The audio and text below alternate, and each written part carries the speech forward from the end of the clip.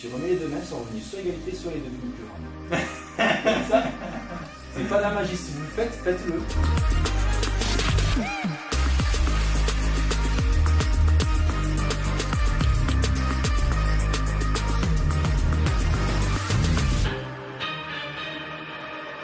Et bienvenue pour cette interview exceptionnelle. J'ai le privilège aujourd'hui d'être avec Sébastien Bénédine, qui est coach spécialisé dans la préparation mentale et qui fait aussi de l'hypnose. Bonjour à toi Sébastien. Bonjour Jonathan. Est-ce que tu vas bien? Oui, T'es en très bien, forme? impeccable. Magnifique. Premièrement, merci de m'accueillir ici, Merci de t'être dans ton bel établissement que tu vas pouvoir nous présenter un peu plus.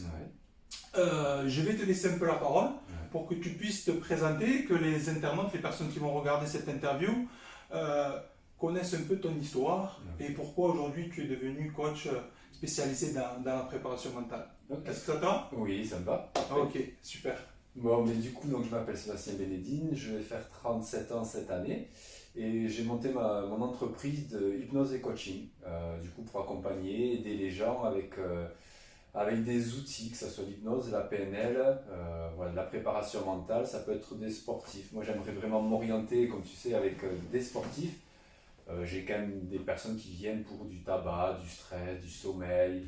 Voilà, l'hypnose vraiment globale avec l'hypnose ericksonienne, mannienne.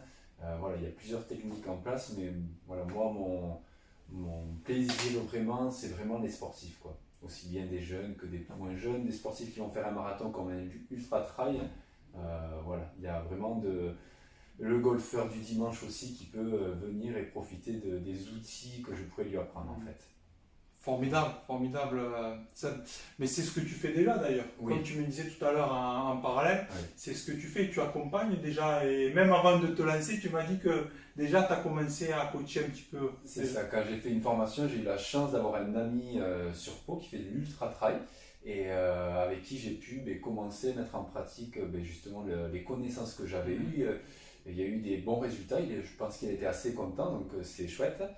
Et non, voilà, j'ai pu commencer à faire ça et ensuite au fur et à mesure j'ai eu une golfeuse, j'ai eu un jeune de 7 ans qui fait du tennis, j'ai eu un mec qui voulait juste préparer un marathon, il ne voulait pas faire sur le podium, mais il voulait juste participer, faire un marathon et arriver au bout de son marathon.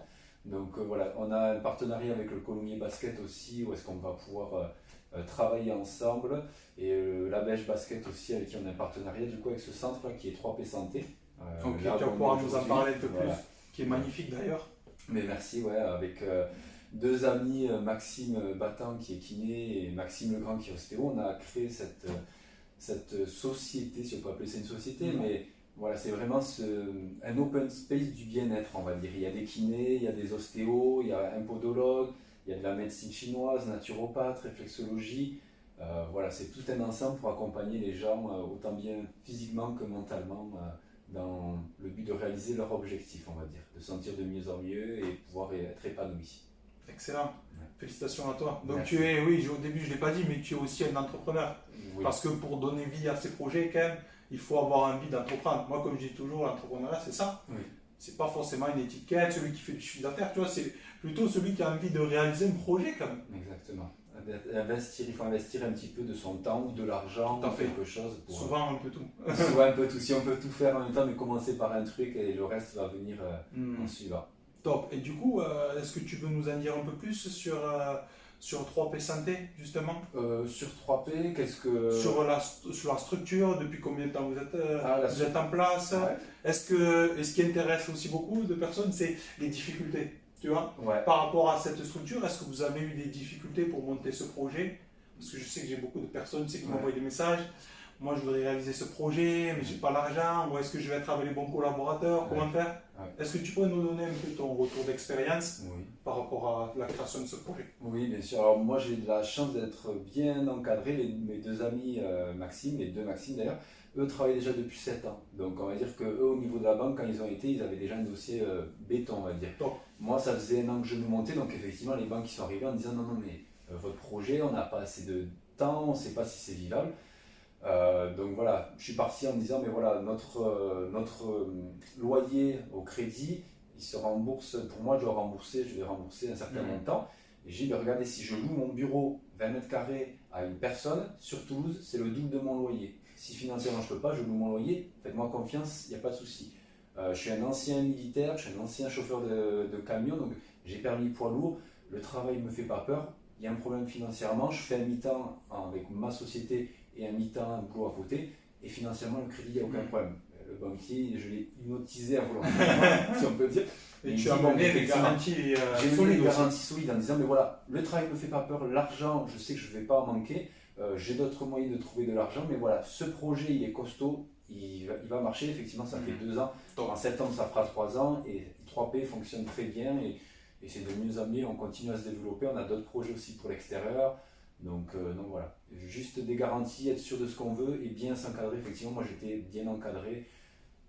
Ma femme aussi qui m'accompagne bien, on va dire, qui m'a dit mais vas-y tu peux y aller, voilà. On avait un truc déjà bien pensé, on avait 2 enfants, on a la maison, donc on a écrit la maison, elle m'appuie aussi là-dessus, donc très important aussi l'encadrement.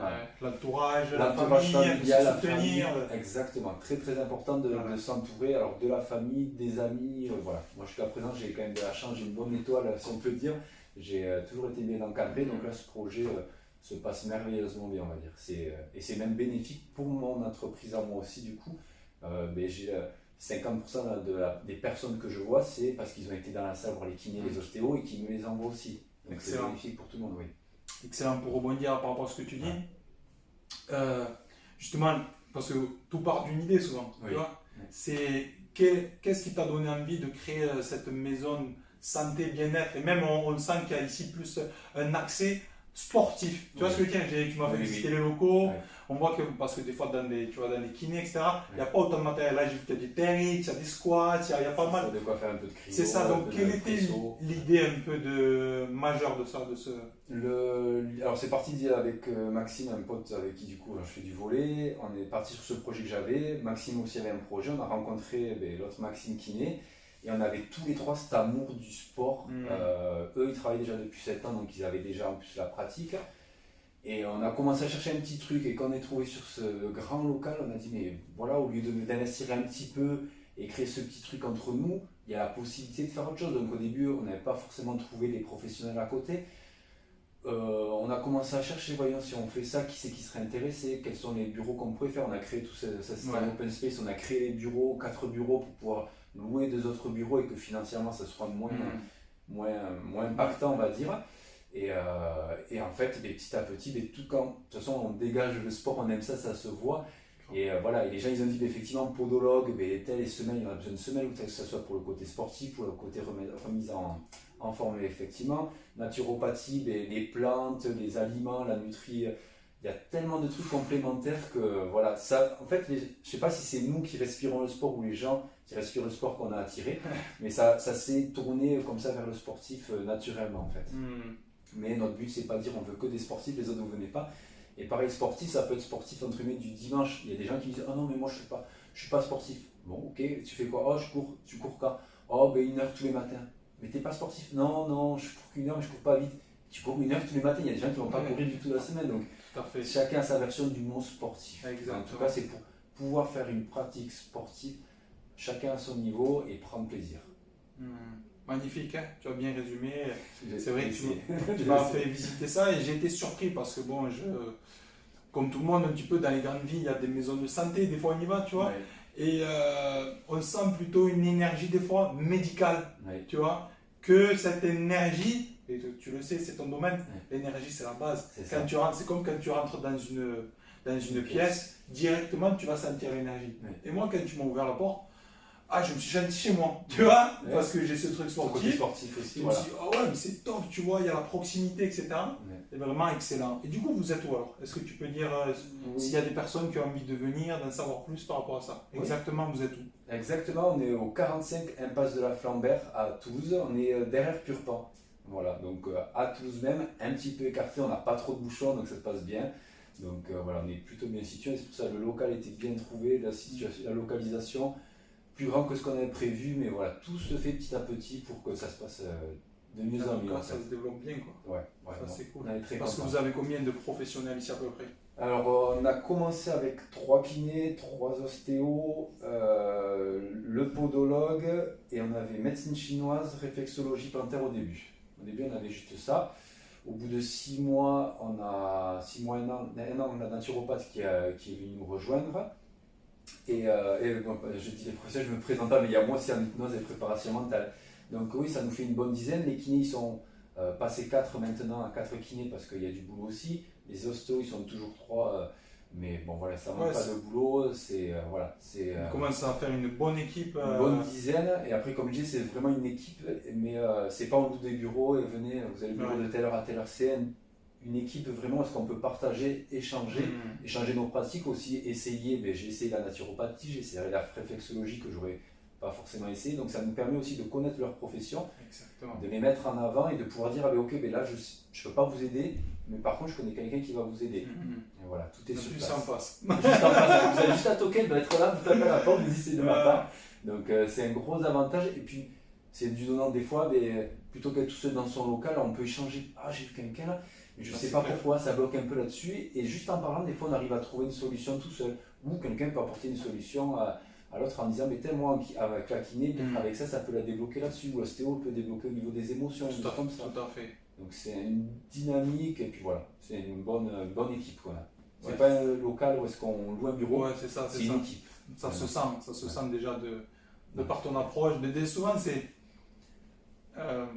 il y a beaucoup de gens qui se disent, des entrepreneurs qui se disent j'ai du mal à motiver, j'ai du mal à attirer les bonnes personnes pour avoir vraiment une équipe de personnes engagées.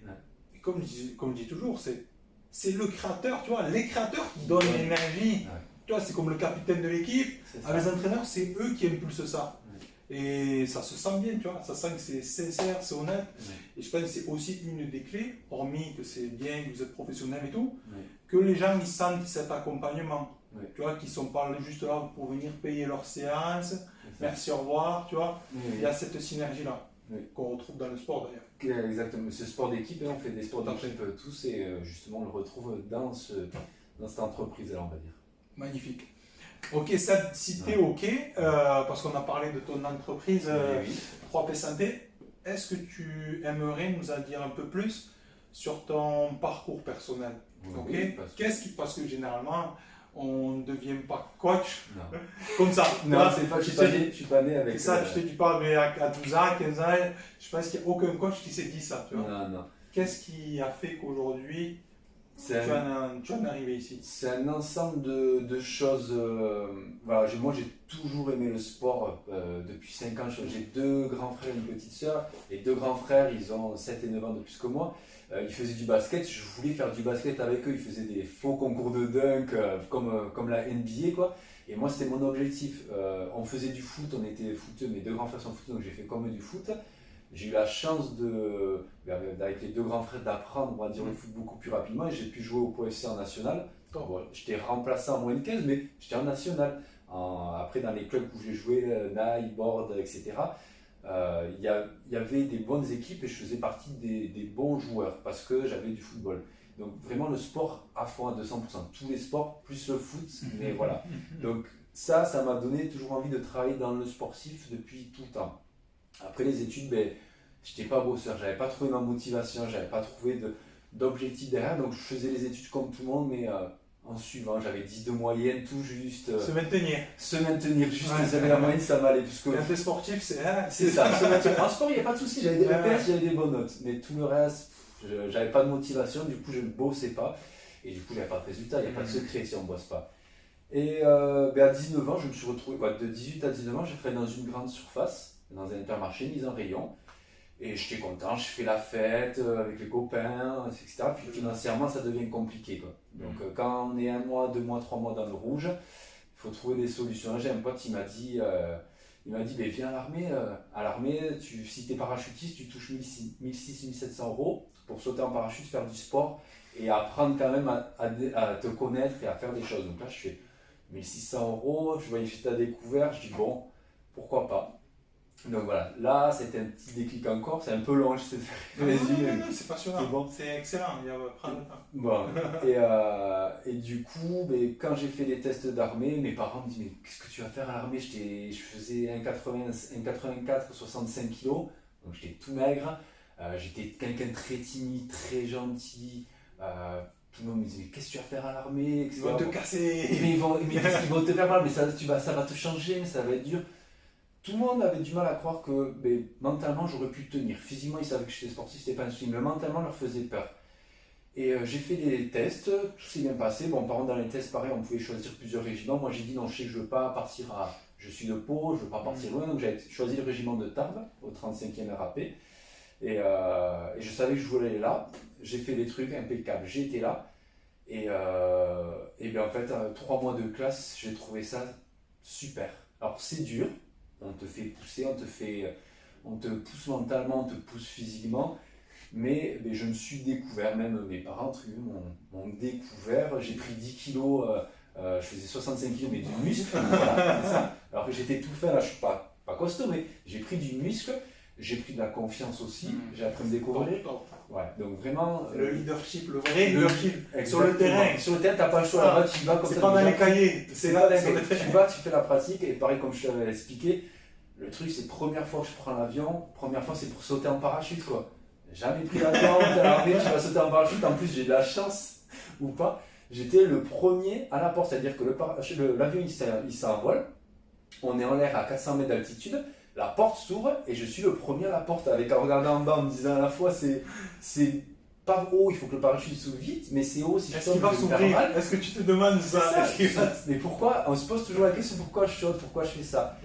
Et en fait, quand ils ont dit go, le buzzer et la lumière, tout, j'ai sauté les yeux fermés, hein, j'avoue, j'ai fermé les yeux, je suis parti, le parachute il s'ouvre là, et quand on est en l'air, c'est trop bien. C'est paisible, c'est génial. Et voilà, t'atterris, tu te dis merde, je vais me faire mal, je suis en vie. Trop bien, c'est trop bien, tu replies ton parachute, tu repars.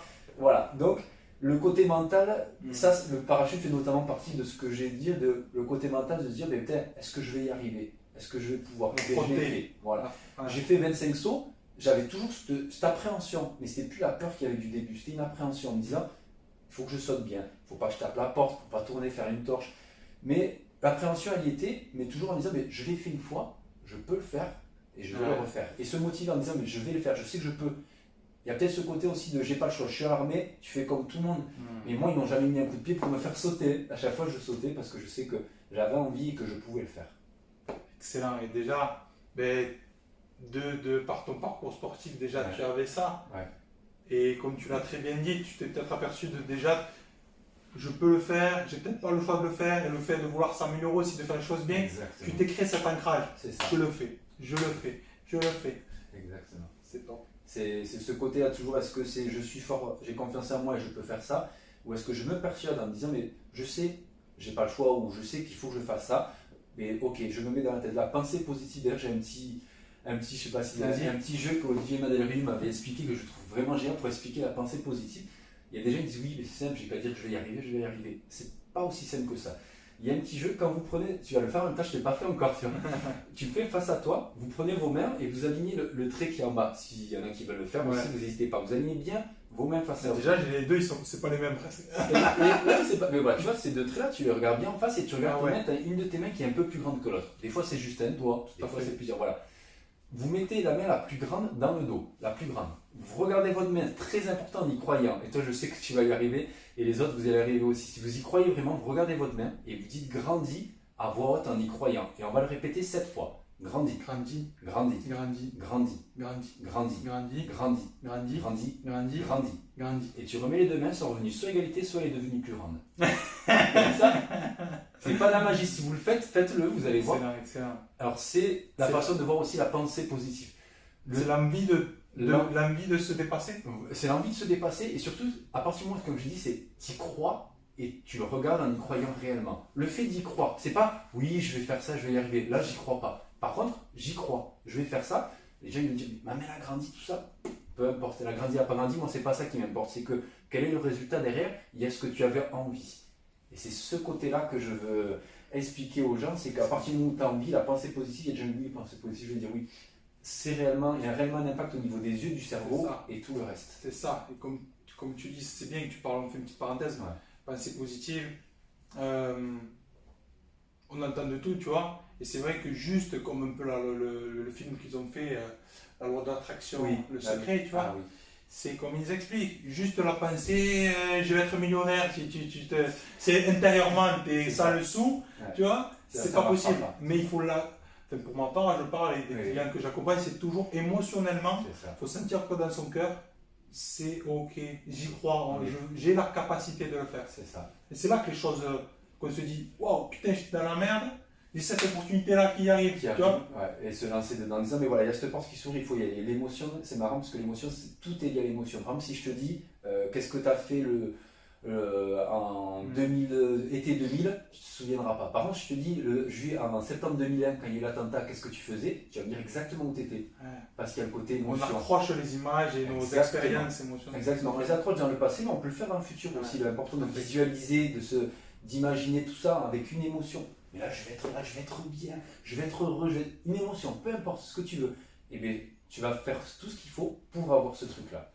L'émotion très importante. Là, on y est dans ce que tu fais. Mais oui, exactement. C'est exceptionnel. Mais justement, tu viens de montrer que pour les gens qui sont un peu sceptiques par rapport à la préparation mentale ou l'hypnose, etc., tu viens de montrer que se projeter déjà dans l'instant maintenant, comme dit Tony Robbins. C'est ça.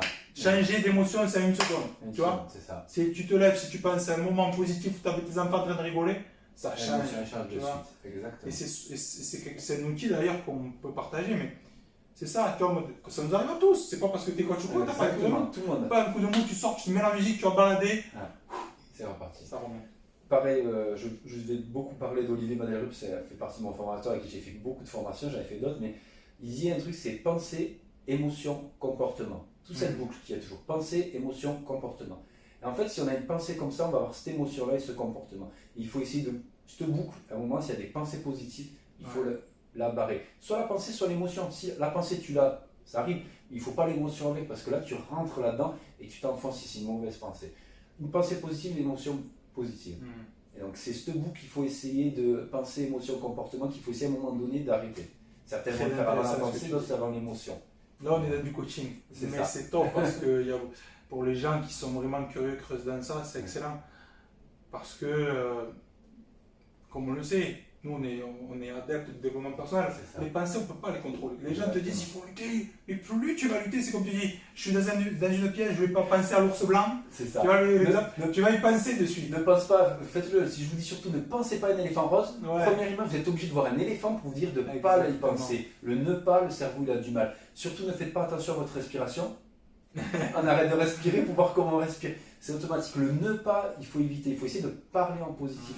En disant je peux, je vais faire ça, ou je fais ça, tout simplement. Exactement. Donc, on a fait une petite parenthèse, mais est-ce que tu veux continuer ton parcours de l'armée, du coup de l'armée, comment tu as fait le saut à devenir coach? Alors, de l'armée, toujours pareil, donc les marches, parce que certains, pendant faisaient des 3 jours de marche pour la fourragère, 3 jours de marche avec 30 km de sac à dos FAMAS, et là, il y en a certains, oh, j'en peux plus, j'ai mal aux jambes.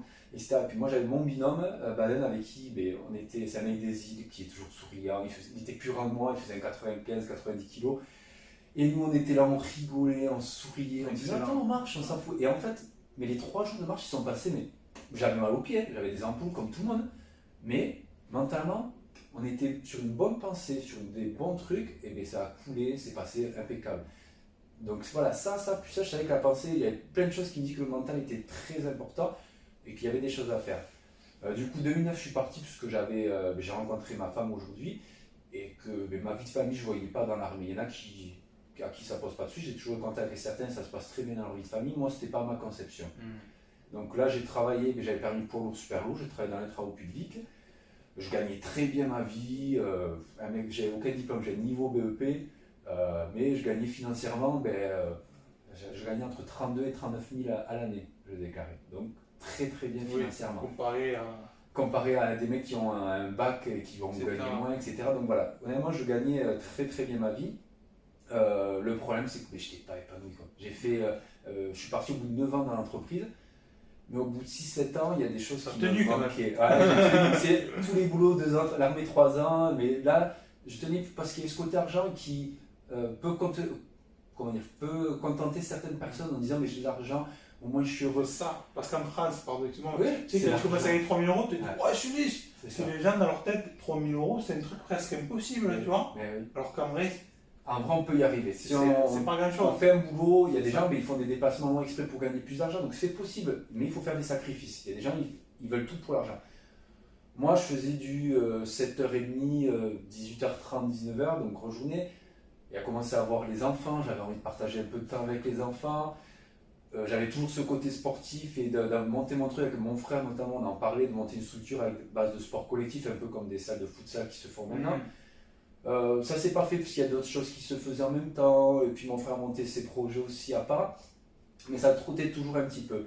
Et là, ben voilà, le boulot, je n'étais pas épanoui, ma vie de famille du coup pas épanouie non plus, plein de choses qui m'ont dit bon voilà, il faut que je parte sur autre chose. J'ai fait une formation de coach de vie, donc en ligne, donc ça faisait que le soir après le boulot je faisais je faisais les vidéoconférences, je faisais une semaine pendant les vacances, mes vacances de travail, je faisais une semaine en présentiel. Donc voilà, un rythme très important, mais là j'ai commencé déjà à trouver ce que je voulais. Alors, parce que pareil, depuis jeune, j'ai toujours été très gentil, très à l'écoute des gens, très accompagné, mais j'avais pas des outils. Donc j'écoutais beaucoup, les gens aiment beaucoup me parler, se confier à moi, mais j'avais pas d'outils pour leur donner en fait, donc je les écoutais seulement.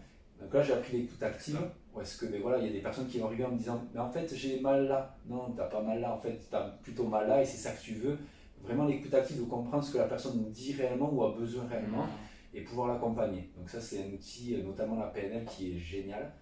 Donc voilà, là j'ai appris ça et ensuite donc, je continue à travailler. Puis une personne m'a parlé de l'hypnose et d'Olivier Madalré justement, et je dis mais l'hypnose pour le sportif, je vois pas mon truc. Et je dis l'hypnose c'est pour arrêter de fumer. À cette époque-là, je connaissais que pour le tabac. Et là, je rencontre Olivier, à qui on a parlé, à qui on a pu échanger, et il est vraiment dans la même conception de moi du sportif, de la préparation mentale. Alors lui, il est plutôt dans les neurones, bien au-dessus de moi, puis c'est un ancien pharmacien. Mais voilà, mais vraiment tout ce qui s'est passé, toutes les autres entreprises que j'ai appelées, toutes les autres sociétés d'hypnose qui font des formations, j'ai eu des secrétaires, des gens. Là, j'ai eu directement Olivier, déjà, avec qui on a pu échanger. Voilà, direct, ça fait du bien, on a pu échanger. J'ai fait une formation en hypnose, parce qu'il m'a dit pour la préparation mentale, c'est bien de faire de l'hypnose aussi. J'ai fait de l'hypnose, j'ai fait la préparation mentale, j'ai fait notre formation d'hypnose, je continue à faire d'autres formations, j'ai fait d'autres formations avec d'autres praticiens aussi. Et donc je trouve que l'hypnose est un outil qui peut aider aussi dans la préparation mentale. Il parle de, pour avoir son plein potentiel, il dit en fait en gros c'est la motivation multipliée par les interférences divisé par le potentiel. En gros, on a un potentiel, on s'entraîne, on va bosser, on va bosser, on va bosser, etc. Le seul truc qui peut faire, si vous êtes motivé et que vous avez le potentiel, vous allez être très haut. Le seul truc qui peut baisser tout ça, c'est les interférences. Interférences, problèmes familiaux, problèmes sentimentaux, problèmes, ce que vous voulez. En gros, il faut enlever ces interférences, les diminuer ou les enlever. Mais ça, hypnose ou magnifique, coaching. magnifique que tu parles de ça. C'est Olivier qui dit ça, mais c'est vraiment, je le trouve vraiment, tu dois le voir aussi toi dans ton truc. Ouais, déjà dans ma vie de tous les jours. Ouais. Tu vois. Ouais.